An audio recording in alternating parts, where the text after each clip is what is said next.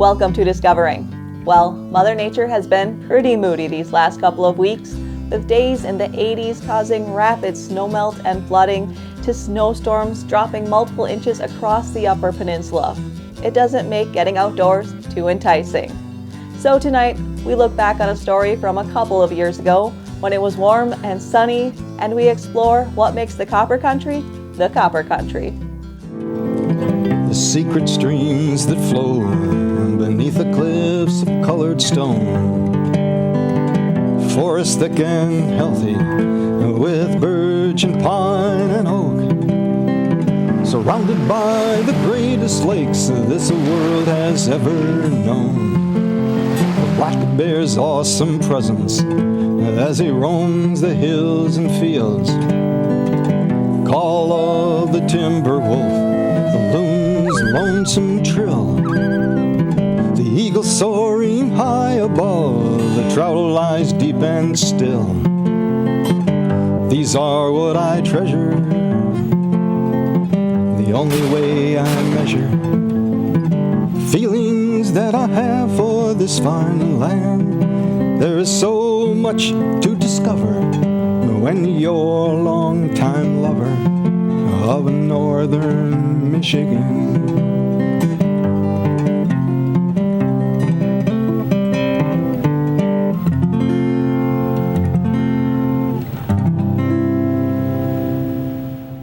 Copper is ingrained in the spirit of the Keweenaw as much as it is still embedded in the rocks, sands, and sidewalks.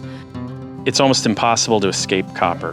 So you walk along the streets in Hancock and you can see copper in the pavement that was mixed in with the aggregate. You know, it's just part of growing up here. We all kind of have an eye for copper. So there's a little chunk of copper there, which is cool because it's connected to this piece of copper up here. Copper was the first metal I really learned to work in. People specifically come in asking, I want a piece made of that UP copper, and they really like that idea of having a piece of local history. We started with copper sculpture process where we're pouring the molten copper through straw that's immersed in water. There you're getting a three-dimensional shape, and then for some reason we had a splatter, and we decided, well, maybe we can do these wall art type of pieces.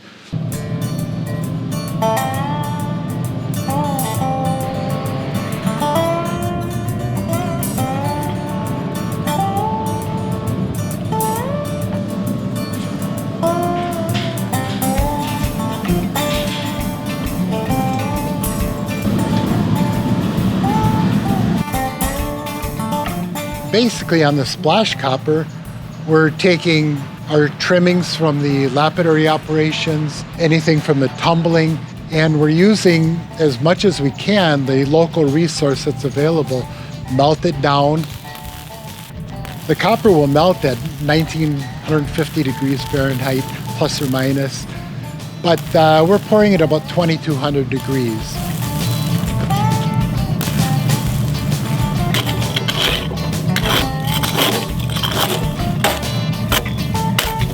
Once we get the pour and we like the shape, we'll oxidize the piece. So it's like a green patina mix, our secret formula. And then we'll buff through and highlight the different areas that are there. Being that it's copper all the way through, you're going to end up with a beautiful contrast between the copper and the patina, which mimics the natural oxidation of your copper in the soils. We enjoy everything that we're doing. We're cutting and polishing the rocks from the area, the glacial copper that's from the area. If we can cut it, chop it up, make it into decorator specimens. Smithsonian handles our product, a lot of gift shops, and of course in our retail store in Houghton too. I think that copper bringing something home, something tangible, is a huge benefit for people up here, but I really do think at the end of the day, it's the story behind why the copper is here and why this community exists, the changes that came with that industry, you know, the booms and the busts, both the good and the bad, I think are really compelling. Well, the story of copper in the Keweenaw goes back thousands of years. People have been using copper that comes out of these hills for at least 5, maybe 7,000 years. The modern mining impact only dates back about 150 years.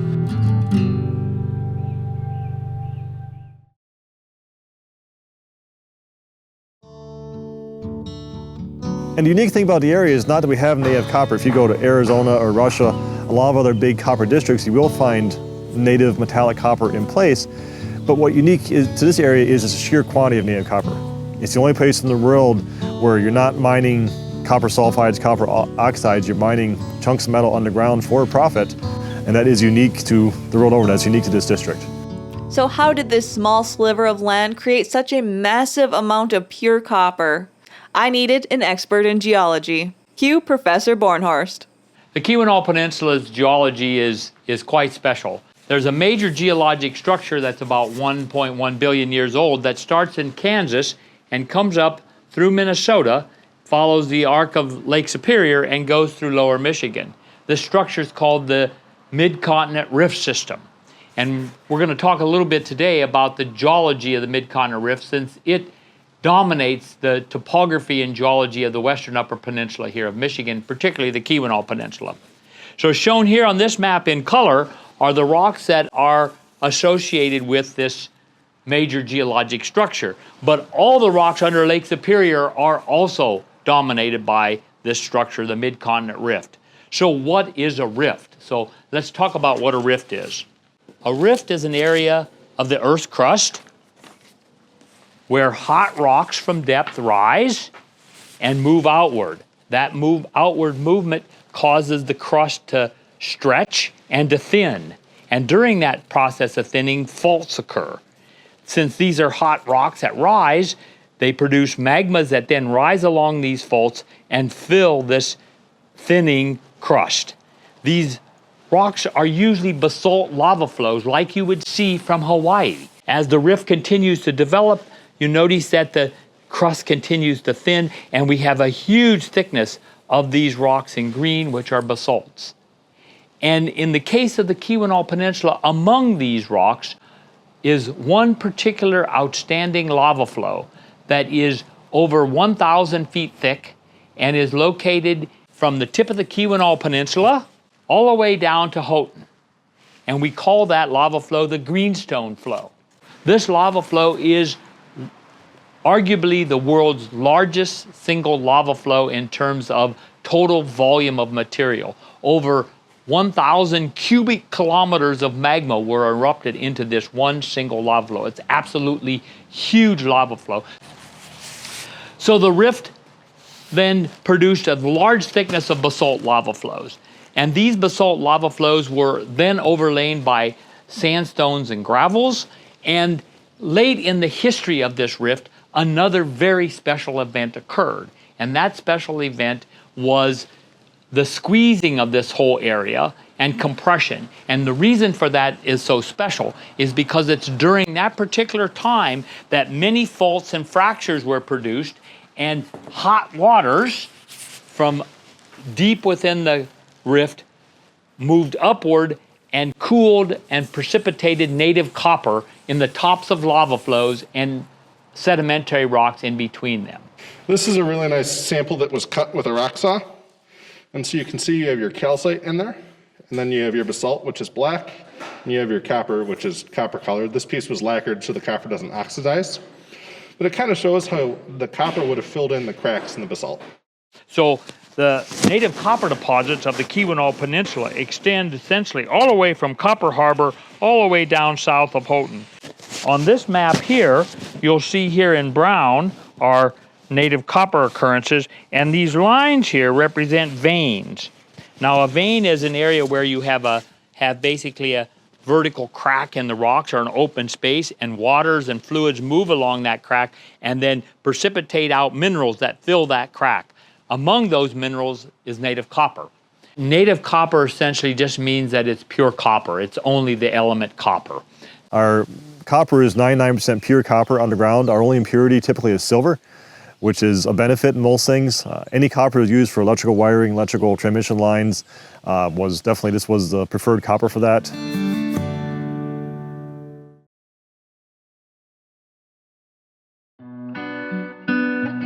It's impossible to tell the entire history of UP copper mining in 30 minutes, so we'll go about as deep into the history as one would find float copper. And that's where we'll start. The early native peoples utilized copper from here, and they probably found it with just what we call float copper, or copper that was carried by the glacier and strewn around the surface, oftentimes in rivers, etc., and they found all that. And then what? They ran out because they found most of it. So then what they obviously did is use the same color, and they found it in rock on the surface, exposed. And so then they figured out how to mine. So we believe that was an ancient mining pit, probably around 8,000 years ago. And what the archaeologists feel is that they would actually light a fire on top of the copper drift on the surface and take it down about 2 feet. When the first European settlers came here, they hear stories of copper, and they would see copper artifacts and copper trinkets that the Native Americans would have in trade. And for a long time, there was this lore of this area where there was copper. The British actually came here in the mid-1700s and tried to mine copper. They failed miserably because they didn't understand geology and didn't know where to look, and they found one giant piece of this, they call it a glacial displaced copper, the famous Ontonagon boulder as they call it. And there was no other copper by that because it was moved by the glaciers, but they tried desperately to mine there. And then there was a few other failed attempts, and then finally in 1845 or 1846, the Cliff Mine was the first mine to actually come here and actually mine successfully up at the Cliff Mine.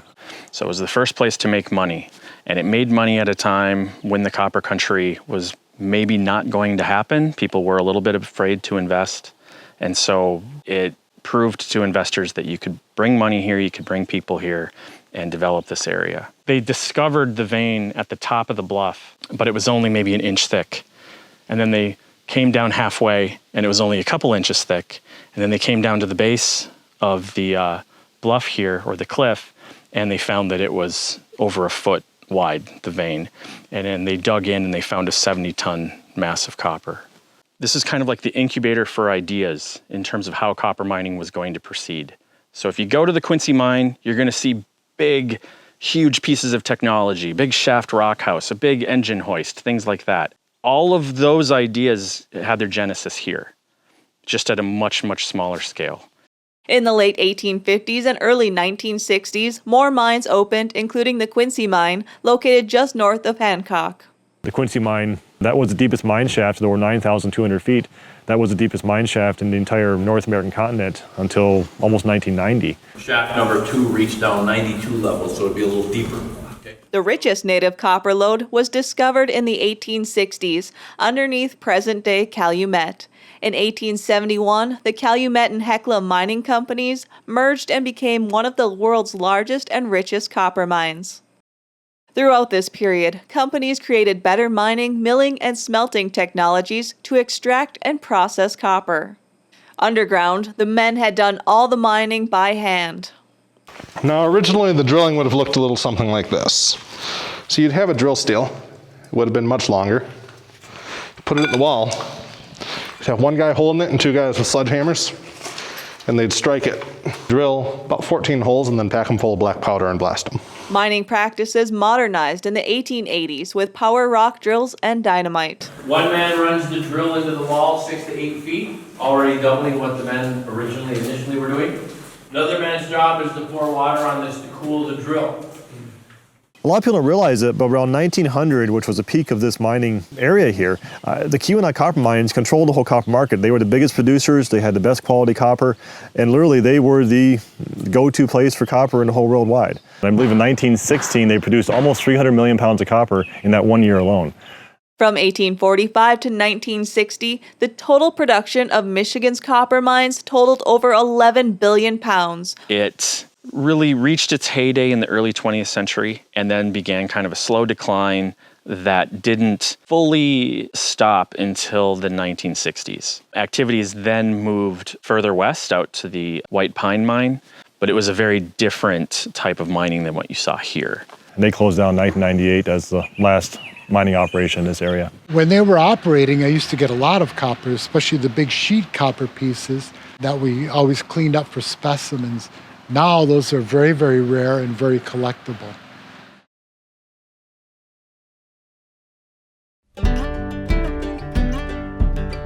Copper mining might be a thing of the past here in the UP, but copper is still very much alive in the culture of the Keweenaw. Scattered across the copper country are bits and pieces of the copper story, ready to be explored and put together. The first place we send them is the Keweenaw National Historic Parks Visitor Center. They do such a fantastic job. They have a 3-story museum, and very knowledgeable staff, and they will tell you sort of start to almost finish, right, sort of what to expect and what happened in the area. Once that happens, I think that gives you a greater appreciation of what you'll see outside of the visitor center.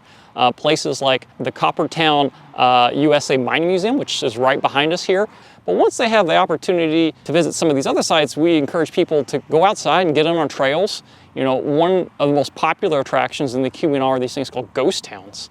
You know, we're not talking about the paranormal activity. We're talking about the buildings, the infrastructure that were local mine sites. We're at the Cliff Mine. There was a several-story high stone shaft house here.